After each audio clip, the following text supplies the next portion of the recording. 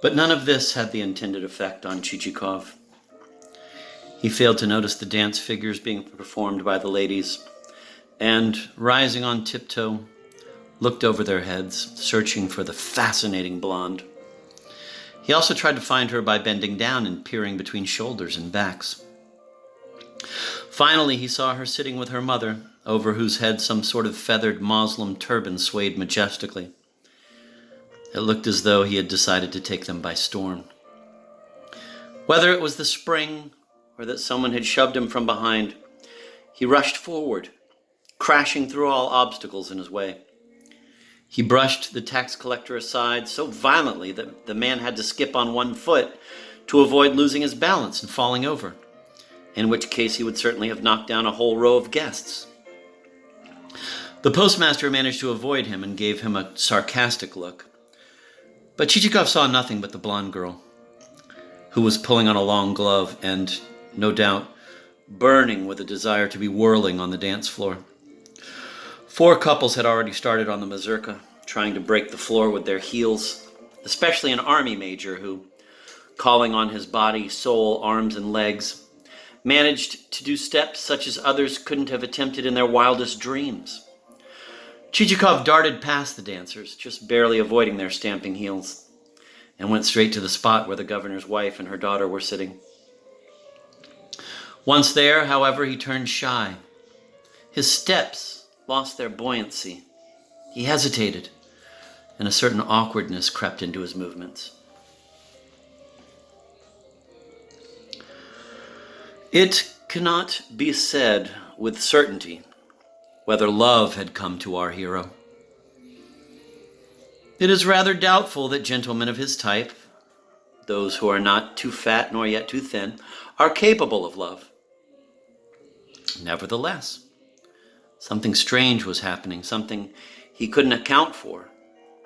As he himself admitted later, he felt as though the whole ball, with all its hum and noise, had become remote. The sounds of the string and brass instruments came from somewhere beyond the mountains, and everything was hazy and vague, like a hastily daubed-in background in a painting. And only the fine features of the fair-haired girl, with all the finishing touches, emerged clearly from the sketchy background.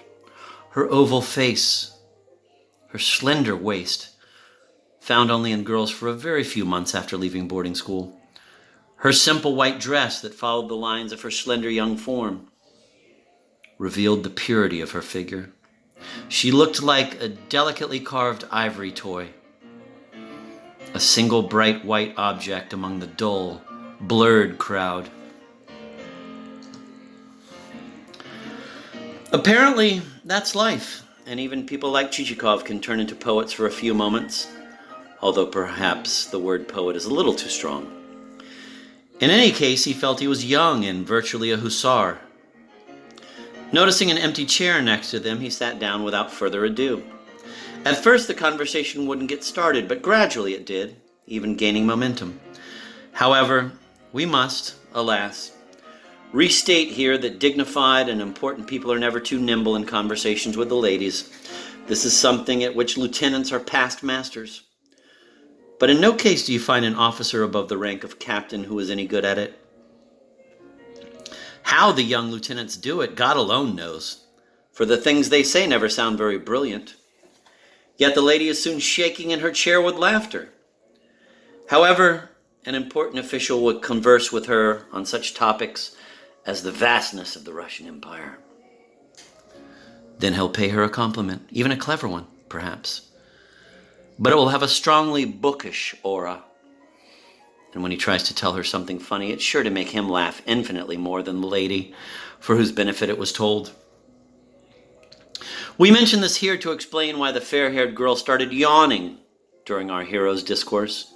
He, however, never noticed and continued to tell her many pleasant things he had had occasion to relate before in similar circumstances in various places, namely, in Simbirsk province, at the house of Sofron Ivanovich Bezpechny, who had a daughter called Adelaida and 3 sisters-in-law, in Ryazan province, at Fyodor Fyodorvich Perekrov's, in Penza province, at Flor Vasilievich Pobedonozny's, and at Flor's brothers, Peter Vasilievich, with whom lived his sister-in-law, Catherine, and her second cousins, Rose and Emily. In Vyatka province, at Peter Varsoniovich's, where resided the sister of his daughter-in-law, Pelageya Grigorievna, and her niece, Sophie, and her adopted sisters, one also Sophie, the other Alexandra.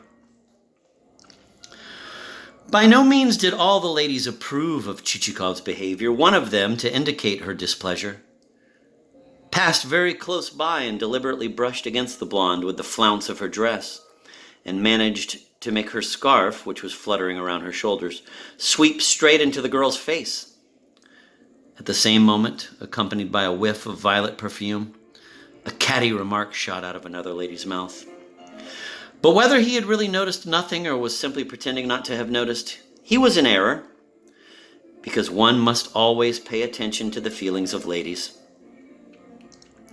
Later, Chichikov had cause for regret, but by then, it was just too late.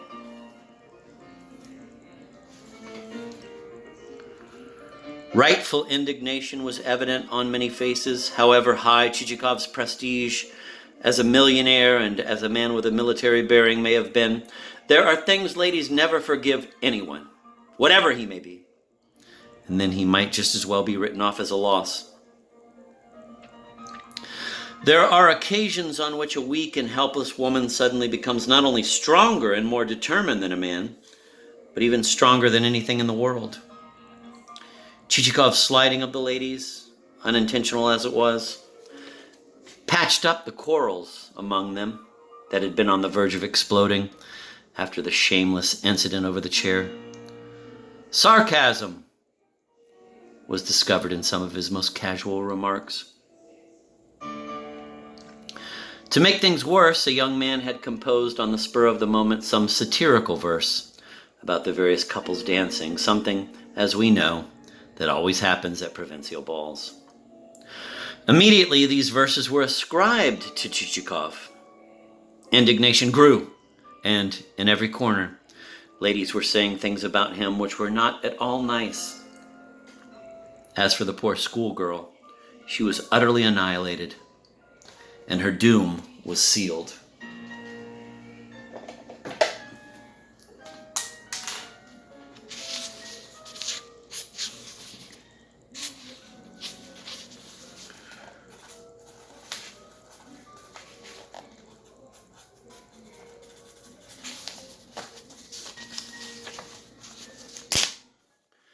And still more trouble was to be heaped on Chichikov's head. While he was telling the yawning blonde all sorts of anecdotes about things that had happened during different eras, and was even about to tell her one about the Greek philosopher Diogenes, who should appear from the adjoining room but Nozdrev?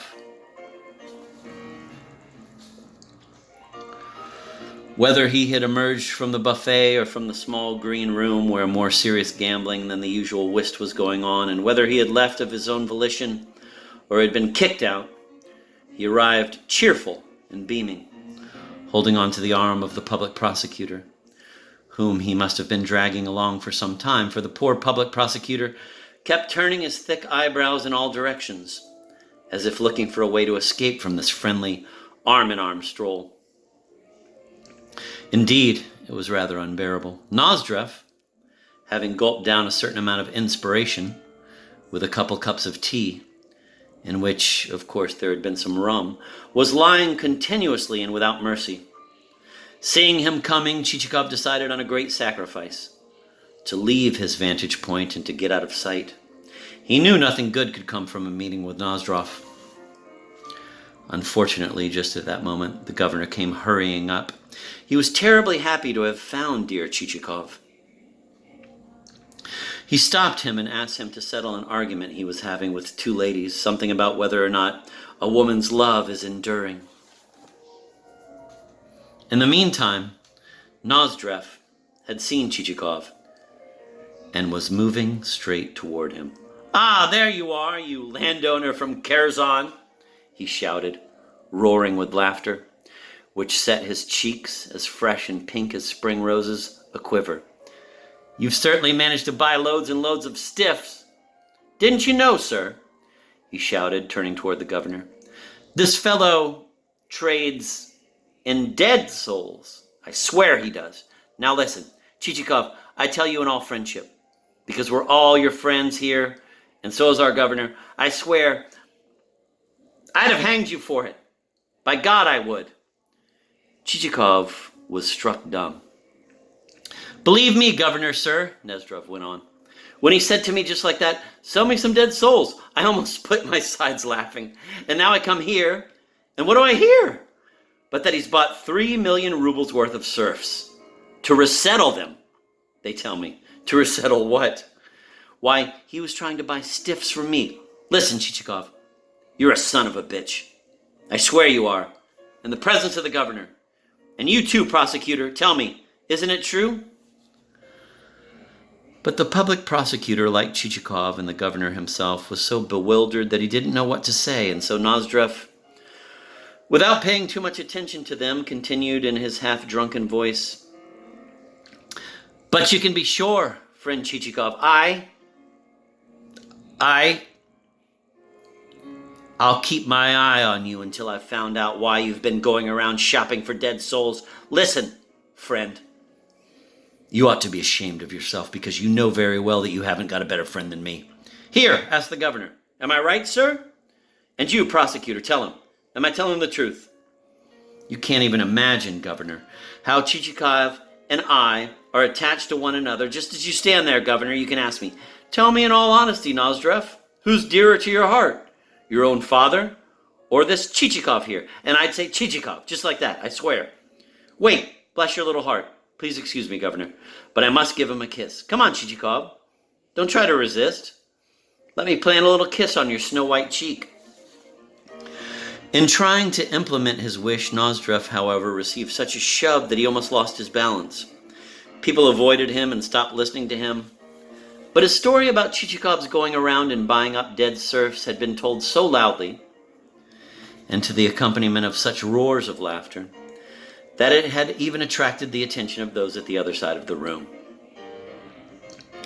The news was so strange that everybody just stood gaping with stupid, wooden, questioning expressions. For 2 minutes, an odd, heavy silence reigned.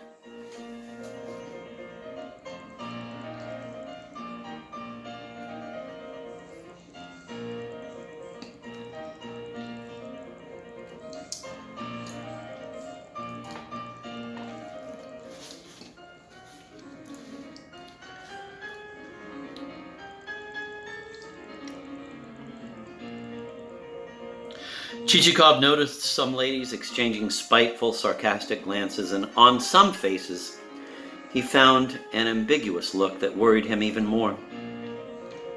All these people knew that Nozdrev was an arrant liar, and that he was known to tell cock and bull stories. But the inscrutable mortal is organized in such a way that, however incongruous a piece of news may be, as long as it is news, he'll rush off to spread it around, if only so that he can remark, see what sort of lies get around? And the mortal to whom this news is imparted will anxiously lend his ear, although later he'll remark himself, why, but it's an obvious lie. One shouldn't pay any attention to it. And so the lie is certain to go all over town, and every mortal will have his fill of discussing it before he agrees that it's unworthy of his attention.